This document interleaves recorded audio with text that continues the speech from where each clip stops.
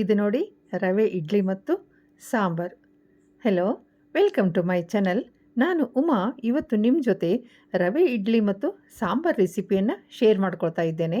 ಅದಕ್ಕಾಗಿ ನಾನಿಲ್ಲಿ ಒಂದು ಬಾಣಲೆಯನ್ನು ಇಟ್ಕೊಂಡು ಅದಕ್ಕೆ ಎಣ್ಣೆ ಸೌಟ್ನಿಂದ 2 ಸೌಟು ಎಣ್ಣೆಯನ್ನು ಹಾಕ್ಕೊಂಡು ಅದಕ್ಕೆ ಸಾಸಿವೆಯನ್ನು ಸೇರಿಸ್ಕೊಂಡು ಹಾಗೆ ಕಡಲೆಬೇಳೆ ಮತ್ತು ಉದ್ದಿನಬೇಳೆಯನ್ನು ಹಾಕಿ ಹುರಿತಾ ಇದ್ದೇನೆ.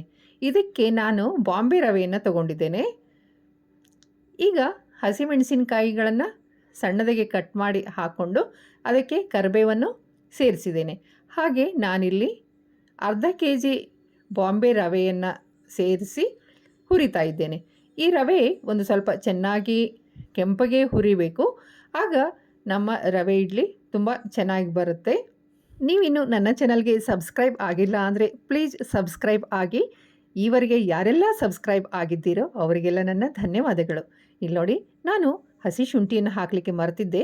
ಈಗ ಹಸಿ ಶುಂಠಿಯನ್ನು ತುರಿದು ಅದಕ್ಕೆ ಸೇರಿಸ್ತಾ ಇದ್ದೇನೆ. ಹಸಿ ಶುಂಠಿಯನ್ನು ಹಾಕ್ಕೊಳ್ಳೇಬೇಕು, ಅದರಿಂದ ತುಂಬ ಒಳ್ಳೆ ಫ್ಲೇವರ್ ಬರುತ್ತೆ. ರವೆಯನ್ನು ಮೀಡಿಯಮ್ ಫ್ಲೇಮಲ್ಲೇ ಚೆನ್ನಾಗಿ ಹುರಿಬೇಕು. ಅದರ ನಂತರ ಈಗ ನಾನು ಅದಕ್ಕೆ ಉಪ್ಪನ್ನು ಸೇರಿಸ್ತಾ ಇದ್ದೇನೆ. ಹಾಗೆ ಒಂದು ಸ್ವಲ್ಪ ಸಕ್ಕರೆಯನ್ನು ಸೇರಿಸಿ ರವೆಯನ್ನು ಚೆನ್ನಾಗಿ ಹುರಿತಾ ಇದ್ದೇನೆ. ಈ ರೆಸಿಪಿ ತುಂಬ ಚೆನ್ನಾಗಿರುತ್ತೆ. ಒಂದು ಸರಿ ನೀವು ಖಂಡಿತವಾಗಲೂ ಟ್ರೈ ಮಾಡಿ. ಈಗ ನಾನು ಗ್ಯಾಸನ್ನು ಆಫ್ ಮಾಡಿದ್ದೇನೆ. ಅದಕ್ಕೀಗ ತುರಿದ ಕ್ಯಾರೆಟನ್ನು ಸೇರಿಸ್ತಾ ಇದ್ದೇನೆ. ಹಾಗೆ ಕೊತ್ತಂಬರಿ ಸೊಪ್ಪನ್ನು ಸಣ್ಣದಾಗಿ ಹೆಚ್ಚಿ ಸೇರಿಸ್ತಾ ಇದ್ದೇನೆ. ಈಗ ಇದನ್ನು ಚೆನ್ನಾಗಿ ಮಿಕ್ಸ್ ಮಾಡಿ ಅದನ್ನು ಆರಲಿಕ್ಕೆ ಇಡ್ತೇನೆ. ಈಗ ನಾನು ಸಾಂಬಾರಿಗೆ ರೆಡಿ ಮಾಡ್ಕೊಳ್ತಾ ಇದ್ದೇನೆ. ಅದಕ್ಕೆ ಒಂದು ಚಿಕ್ಕ ಬಾಣಲೆಯನ್ನು ಒಲೆ ಮೇಲೆ ಇಟ್ಕೊಂಡು ಅದಕ್ಕೆ 1 ಚಮಚ ಕಡಲೆಬೇಳೆ, 1 ಚಮಚ ಉದ್ದಿನಬೇಳೆಯನ್ನು ಹಾಕಿ ಹುರಿತಾ ಇದ್ದೇನೆ. ನಾನಿಲ್ಲಿ 4ರಿಂದ 5 ಜನಕ್ಕೆ ಆಗುವಷ್ಟು ಮಾಡಿದ್ದೇನೆ. ಹಾಗೆ 4 ಒಣಮೆಣಸಿನಕಾಯಿಗಳನ್ನು ಅದಕ್ಕೆ ಸೇರಿಸಿ ಹುರಿತಾ ಇದ್ದೇನೆ. ಹಾಗೆ ಚೂರು ಕರಿಬೇವನ್ನು ಅದಕ್ಕೆ ಸೇರಿಸಿ ಹುರಿತಾ ಇದ್ದೇನೆ.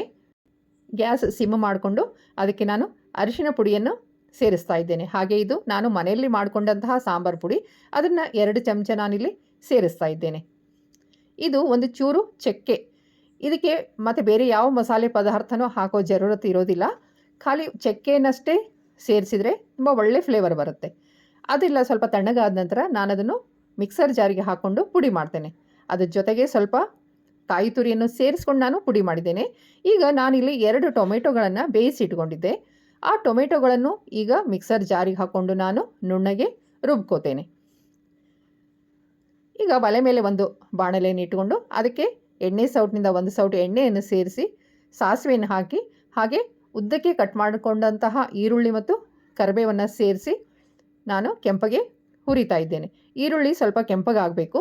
ನಾನಿಲ್ಲಿ 1 ಲೋಟ ತೊಗರಿಬೇಳೆ ಮತ್ತು 1 ಆಲೂಗಡ್ಡೆಯನ್ನು ಹಾಕಿ ಕುಕ್ಕರ್ನಲ್ಲಿ ಬೇಯಿಸ್ಕೊಂಡಿದ್ದೇನೆ.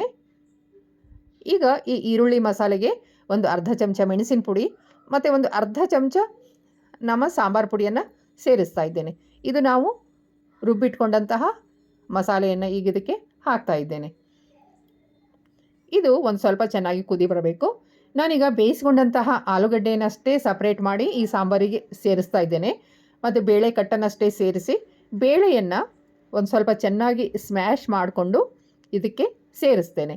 ಆಗ ನಮ್ಮ ಸಾಂಬಾರಿನ ಕನ್ಸಿಸ್ಟೆನ್ಸಿನೂ ಚೆನ್ನಾಗಿ ಬರುತ್ತೆ, ಹಾಗೆ ರುಚಿ ಕೂಡ ತುಂಬ ಚೆನ್ನಾಗಿ ಬರುತ್ತೆ. ಈಗ ನಾನು ಬೇಳೆಯನ್ನೆಲ್ಲ ಸಾಂಬಾರಿಗೆ ಸೇರಿಸಿದ್ದೇನೆ. ಹಾಗೆ ಇಲ್ಲಿ ರುಚಿಗೆ ತಕ್ಕಷ್ಟು ಉಪ್ಪು ಮತ್ತು ಬೆಲ್ಲವನ್ನು ನಾನು ಸೇರಿಸಿದ್ದೇನೆ. ಇಲ್ಲಿ ನಮ್ಮ ಸಾಂಬಾರು ಕುದೀತಾ ಇದೆ.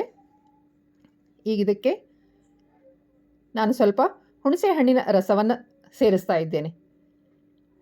ಹಾಗೆ ಸ್ವಲ್ಪ ಕೊತ್ತಂಬರಿ ಸೊಪ್ಪನ್ನು ಸೇರಿಸಿ ಕುದಿಸಿದರೆ ನಮ್ಮ ಸಾಂಬಾರು ರೆಡಿ ಆದಂಗೆ. ಇಲ್ಲಿ ನೋಡಿ, ಈಗ ಸಾಂಬಾರು ಚೆನ್ನಾಗಿ ಕುದೀತಾ ಇದೆ. ನಮ್ಮ ಸಾಂಬಾರು ರೆಡಿಯಾಗಿದೆ.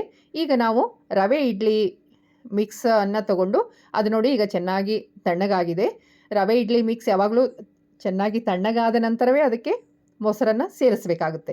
ನಾನಿಲ್ಲಿ ಅರ್ಧ ಕೆಜಿ ರವೆಯನ್ನು ತೊಗೊಂಡಿದ್ದೀನಿ. ಹಾಗೆ ಅರ್ಧ ಲೀಟ್ರ್ ಮೊಸರನ್ನು ತೊಗೊಂಡಿದ್ದೀನಿ. ಇದರಿಂದ ನಿಮಗೆ ಒಂದು 24 ಇಡ್ಲಿಗಳು ಆಗ್ತವೆ. ಈಗ ಆ ಮೊಸರನ್ನು ಅರ್ಧ ಲೀಟ್ರ್ ತೊಗೊಂಡಿದ್ವಲ್ವಾ, ಅಷ್ಟೇ ನೀರನ್ನು ನಾವು ತೊಗೊಂಡು ಇದನ್ನು ಚೆನ್ನಾಗಿ ಮಿಕ್ಸ್ ಮಾಡಬೇಕಾಗುತ್ತೆ. ಇದು ನಮ್ಮ ಇಡ್ಲಿ ಹಿಟ್ಟೆಲ್ಲ ಇರುತ್ತಲ್ವ, ಅದೇ ಕನ್ಸಿಸ್ಟೆನ್ಸಿಯಲ್ಲಿ ಇರಬೇಕು. ಹಾಗೆ ಇದನ್ನು ಚೆನ್ನಾಗಿ ಮಿಕ್ಸ್ ಮಾಡ್ಕೋಬೇಕು. ನಾನು ಇನ್ನು ಸ್ವಲ್ಪ ನೀರನ್ನು ಸೇರಿಸಿ ಅದನ್ನು ಚೆನ್ನಾಗಿ ಮಿಕ್ಸ್ ಮಾಡ್ತಾ ಇದ್ದೇನೆ. ನಾನು ಈಗ ಇದಕ್ಕೆ ಒಂದು ಅರ್ಧ ಸ್ಪೂನ್ನಷ್ಟು ಫ್ರೂಟ್ ಸಾಲ್ಟನ್ನು ಸೇರಿಸ್ತಾ ಇದ್ದೇನೆ.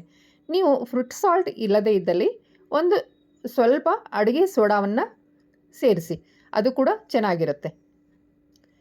ಫ್ರೂಟ್ ಸಾಲ್ಟನ್ನು ಸೇರಿಸಿದ ನಂತರ ನಾವು ಲೇಟ್ ಮಾಡೋ ಹಾಗಿಲ್ಲ, ಅದನ್ನು ಬೇಗನೆ ನಾವು ಇಡ್ಲಿ ಮೌಲ್ಡಿಗೆ ಹಾಕಿ ಇಟ್ಟುಬಿಡಬೇಕು. ನಾನು ಈಗಾಗಲೇ ಇಡ್ಲಿ ಪಾತ್ರೆಯನ್ನು ನೀರು ಹಾಕಿ ಒಲೆ ಮೇಲೆ ಕಾಯ್ಲಿಕ್ಕೆ ಇಟ್ಟಿದ್ದೇನೆ. ಈಗ ಇಡ್ಲಿ ಮೌಲ್ಡಿಗೆ ನಾನು ಆ ಇಡ್ಲಿ ಹಿಟ್ಟನ್ನು ಹಾಕ್ಕೋತಾ ಇದ್ದೇನೆ. ಈ ಇಡ್ಲಿ ತುಂಬ ಚೆನ್ನಾಗಿರುತ್ತೆ, ನೀವೊಂದ್ಸರಿ ಖಂಡಿತವಾಗಲೂ ಟ್ರೈ ಮಾಡಿ. ಇಲ್ಲಿ ಇನ್ನೊಂದು ಟ್ರಿಕ್ ಏನಂತಂದರೆ, ಒಂದು ನಾವು ಪ್ಲೇಟ್ ಇಡ್ತೀವಲ್ವಾ, ಅದು ಇನ್ನೊಂದು ಪ್ಲೇಟ್ ಇಡುವಾಗ ಕೆಳಗಡೆ ಇಡ್ಲಿ ಮೇಲ್ಗಡೆ ಇಡ್ಲಿ ಪ್ಲೇಟಿನ ಹೋಲ್ಸ್ ಬರಬೇಕು. ಆ ರೀತಿ ಇಟ್ಟಾಗ ನಮ್ಮ ಇಡ್ಲಿಗಳ ಮೇಲೆ ಅದು ಆವಿಯ ನೀರು ಬೀಳೋದಿಲ್ಲ. ನೋಡಿ, ಹಾಗೆ ಇಡ್ತಾ ಇದ್ದೀನಿ. ಕೆಳಗಡೆ ಇಡ್ಲಿ ಮೇಲ್ಗಡೆ ಇಡೋ ಇಡ್ಲಿ ಪ್ಲೇಟಿನ ಹೋಲ್ಸ್ ಬರಬೇಕು, ಆ ರೀತಿ. ನೀವು ರವೆಯನ್ನು ಹುರಿಯುವಾಗ ಕೊನೆಗೆ 1-2 ಸ್ಪೂನು ತುಪ್ಪವನ್ನು ಸೇರಿಸ್ಕೊಂಡ್ರೆ ಈ ರವಾ ಇಡ್ಲಿ ಫ್ಲೇವರು ತುಂಬ ಚೆನ್ನಾಗಿರುತ್ತೆ. ನಾನಿವತ್ತು ಅದನ್ನು ಮರೆತು ಬಿಟ್ಟಿದ್ದೇನೆ. ಈಗ ನಾನು ಈ ಇಡ್ಲಿಯನ್ನೆಲ್ಲ ಹಾಕಿ ಈಗ ಇಡ್ಲಿ ಪಾತ್ರೆಯಲ್ಲಿ ಅದನ್ನು ಬೇಯಿಸ್ಲಿಕ್ಕೆ ಇಡ್ತಾ ಇದ್ದೀನಿ. ಇದು ಫುಲ್ ಫ್ಲೇಮಲ್ಲಿ ಒಂದು 5 ನಿಮಿಷ ಬೆಂದ ನಂತರ ಅದನ್ನು ಮೀಡಿಯಮ್ ಫ್ಲೇಮಲ್ಲಿ ಇನ್ನೂ 10-12 ನಿಮಿಷ ಇಡಬೇಕಾಗುತ್ತೆ. ಅದರ ನಂತರ ಇಲ್ಲಿ ನೋಡಿ, ನಮ್ಮ ಇಡ್ಲಿಗಳು ಚೆನ್ನಾಗಿ ಬೆಂದಿವೆ. ಈಗ ನಾನು ನಿಮಗೆ ತೆಗೆದು ತೋರಿಸ್ತಾ ಇದ್ದೇನೆ. ಇಡ್ಲಿಗಳು ನೋಡ್ತಿರಬಹುದು ನೀವು ಎಷ್ಟೊಂದು ಚೆನ್ನಾಗಿ ಉಬ್ಬಿದೆ ಅಂತ ಹೇಳಿ. ಇದು ನಮ್ಮ ಫ್ರೂಟ್ ಸಾಲ್ಟ್ ಮತ್ತು ಮೊಸರು ಮಾಡಿದಂತಹ ಕೆಲಸ ಅಲ್ವಾ? ಇಲ್ಲಿ ನೋಡಿ ಎಷ್ಟು ಚೆನ್ನಾಗಿ ಬಂದಿದೆ ಇಡ್ಲಿ. ಇದು ರುಚಿ ಕೂಡ ತುಂಬ ಸೂಪರ್ ಆಗಿರುತ್ತೆ.